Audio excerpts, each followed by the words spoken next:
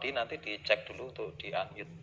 Kita akan beralih dulu ke Bu Agustina dulu ini dari sisi psikologi terkait dengan risiko ini, bagaimana ini kita mempersiapkan kejiwaan dan moga Bu Agustin, masyarakat ya, karena tadi budaya dan perilaku penting. Silakan Bu Agustin.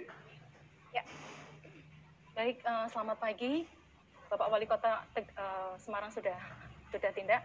Pak Wakil Wali Kota Tegal, terima kasih untuk presentasinya. Selamat pagi. Dan Pak Gunawan serta Bapak Ibu sekalian yang hadir dalam webinar ini, sangat merasa terhormat saya mendapat kesempatan untuk berbicara. Kalau misalnya di Semarang ada PKM Jilid 2, baru hari ini di webinar ini saya mengalami PKM. Jadi sebagai psikolog, saya mengalami pembatasan kegiatan mulut. Biasanya bisa speak banyak begitu ya, ini 10 menit saja maksimal. Saya akan coba untuk sangat to the point. Mohon maaf kalau mungkin tagline-nya atau kata kunci di sana nampaknya hampir mirip dengan Pak Kukrit tadi. Jadi saya tidak menggunakan kata new normal, bahkan saya katakan kembali normal. Saya akan jelaskan mengapa seperti itu. Ya, jadi saya akan coba untuk analisis dari sisi karakteristik psikologis masyarakat Indonesia, bahkan mungkin Jawa Tengah. Ya. Nama saya Augustina Solastri, saya dosen di Fakultas Psikologi. Baik, dari sekian banyak teori, saya melihat kembali ke sini, mengapa kok tadi saya katakan mungkin kita sedang berusaha untuk kembali ke normal begitu. Ini teori yang sangat klasik begitu ya, mungkin ada yang tadi psikologi tadi, saya lihat saya akan ambil dari hierarki kebutuhan Maslow. Nampaknya apa yang sedang kita alami ini, mengapa kita kemudian semua geger, itu karena kita kembali ke dasar. Jadi piramida ini, selama ini, bahkan sampai Januari, Februari kita masih pede sekali, bahkan ke kabinetnya Jokowi yang masih baru, itu karena kita mau terbang begitu ya. Kita mau menuju ke piramida tertinggi. Tapi kemudian kita dihempaskan oleh COVID-19 ini ke dasar. Bahkan sekarang seperti Pak Kulit tadi sampaikan, sangat gelisah dengan yang nomor 1 ini. Kembali ke dasar ini kalau kita nggak segera lakukan sesuatu, kita akan kolaps. Ini adalah dasar dari tatanan psikologis kita, physiological needs kita yang sedang dihempaskan ke bawah ini. Kita harus survive bahkan yang di sana. Jadi food terutama ya. Gimana kita kemudian akan bisa menjaga rantai makan untuk kita sendiri, menjaga kemanusiaan kita. Lalu kemudian yang berikutnya adalah yang kita sedang juga sangat geger karena ada 3, jadi ini adaptasi ya dari Aruma dan Hannah Core tahun 2017 karena aslinya tidak seperti ini yang dari Maslow. Ada 3 yang di atas dari physiological needs itu adalah yang sedang kita rasakan. Kita merasa dari bulan Maret sudah mulai merasa tidak aman, tidak nyaman begitu. Lalu kemudian mungkin ada juga yang sosial ekonominya tinggi, ini mulai atau semuanya kita sedang merasa bahwa kita sedang terganggu social needs dan ego needs kita. Selama ini kita bisa kemudian bekerja dengan nyaman, bertemu dengan orang lain, social needs kita terpenuhi. Social needs itu termasuk kita bisa beribadah, kita kemarin harusnya kita bisa merayakan Idul Fitri ketemu dengan atau mudik dan seterusnya. Ini hal-hal yang membuat kita sekarang merasa sedang tercabik-cabik gitu ya, dihempaskan lagi ke bawah, bahkan ada masalah begitu banyak di hierarki yang menjadi dasar dari kebutuhan psikologis kita. Nah itu sebabnya kemudian kita banyak sekali webinar-webinar yang mencoba untuk mengatasi tentang kondisi psikologis ini. Jadi ini penjelasannya secara sederhana. Nah,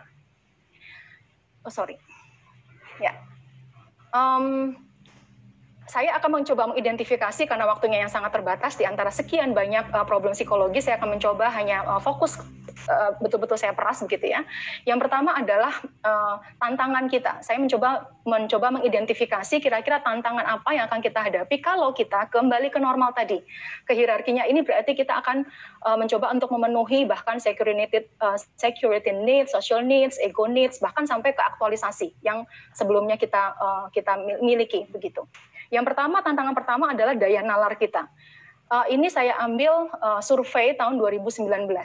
Dan mungkin setelah ini mungkin kalau Bapak dari Kadinas Pendidikan mungkin bisa juga melihat ini. Tahun 2019 Dibandingkan dengan negara-negara ASEAN yang lain, itu kita peringkatnya ke yang keempat.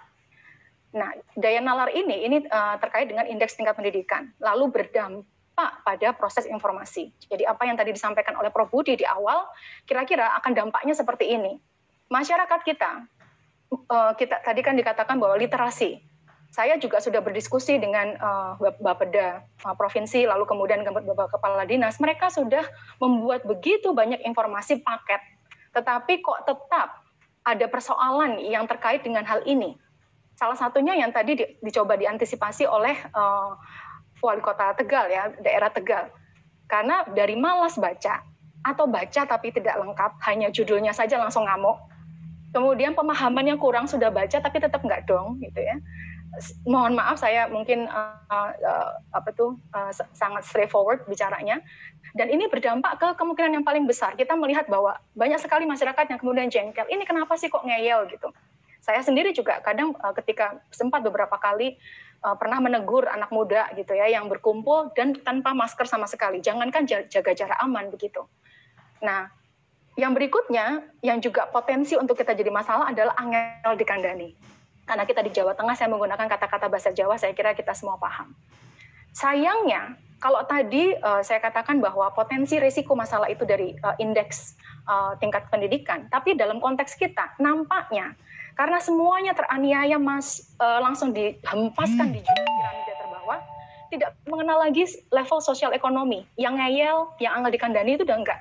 Beredar banyak sekali video, bahkan menggunakan mobil bagus sedang di stop, lalu kemudian harus jaga jarak, istrinya harus di belakang dan masih ngeyel, padahal mobilnya bagus.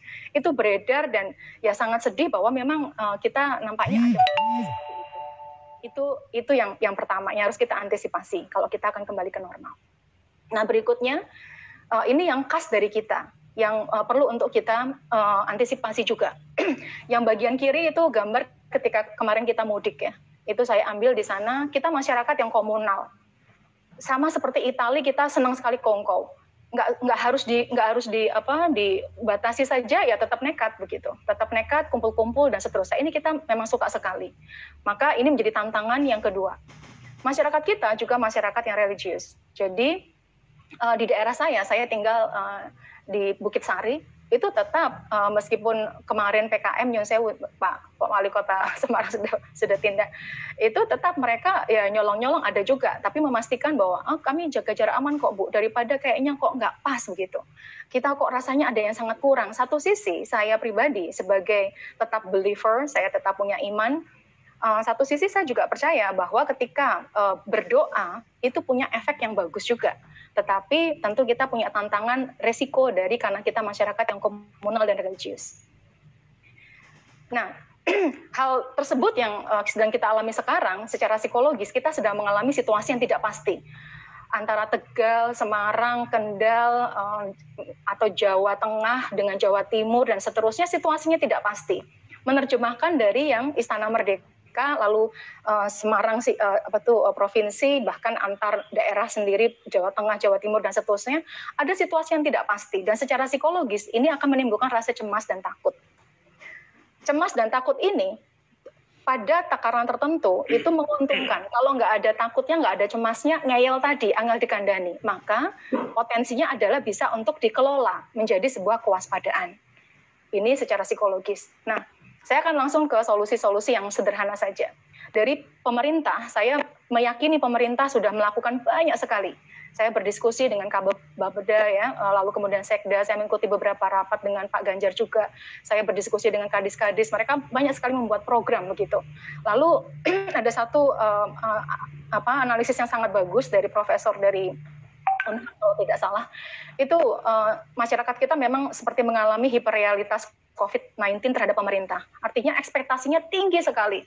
Seakan-akan semua semua hal yang ada yang keliru itu kemudian itu salah pemerintah begitu.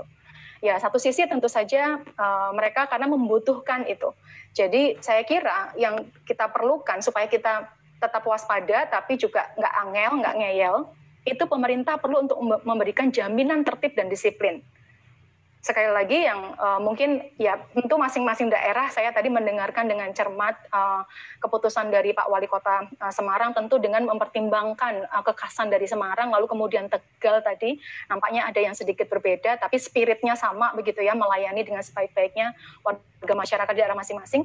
Tetapi pemerintah daerah maupun pemerintah pusat ini perlu, kita sangat perlu untuk saling menjaga adanya jaminan tertib dan disiplin, sehingga kecemasan dan ketakutan itu tidak kontraproduktif atau tidak saling menutup. Nah, ini solusi yang kedua. Kalau tadi vertikal dari pemerintah, sekarang yang ke antar kita sendiri. Saya mengambil foto ini memang dari Bali, tapi ini sesuatu yang sangat baik. Ada konsep yang saya sangat suka, namanya niskala dan skala.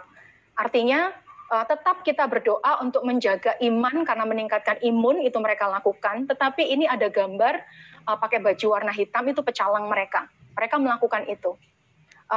Saya senang tadi mendengarkan dari paparan dari Wakil Wali Kota Tegal, karena saya belum mendengar yang Jakwir Pentol tadi. Tetapi di Semarang dan Jawa Tengah tentu saja kita punya ini. Jadi itu fotonya fotoreal, bukan Photoshop dari saya ambil Google. Ada dapur umum dan itu dekat-dekat aja di Kelurahan Beringin dan Semarang. Ini saling jaga tetangga yang kita punya modalitas gotong royong yang sudah dibahas dari tadi. Ya, jadi ini yang membuat kita kalau ngeyel ya bapak-bapak ini, kalau nggak bapak-bapak masih ngeyel dengan bapak-bapak, ada emak-emak tuh di belakang yang mungkin bisa maju, saling menjaga gitu ya. Ini saling menjaga di lingkungan masing-masing di level yang RT dan RW.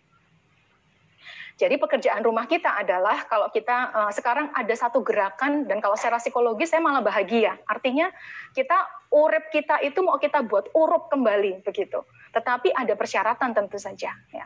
Jadi kebutuhan yang sedang sangat mengemuka sekarang adalah mengapa tadi saya sebut kembali ke normal, karena sebelumnya kita ada di hierarki di atas, kita ada aktualisasi diri, kita bisa mengembangkan potensi yang di pendidikan bisa, yang di ekonomi bisa, tapi kemudian kita seakan-akan seperti mau runtuh bersama ke yang paling dasar begitu. Nah, salah satu caranya adalah tentu saja pekerjaan rumah kita bersama, saling memperkuat pemenuhan kebutuhan dasar, saling menjaga rasa aman. Baik, saya kira itu paparan saya, semoga tidak melebihi waktu 10 menit, singkat padat. Terima kasih Pak. Terima kasih Bu Agustin, ya menarik sekali nih tadi, terutama terkait dengan mengelola rasa ketidakpastian dan ketakutan menjadi kewaspadaan. Ini nanti akan bisa diperkuat oleh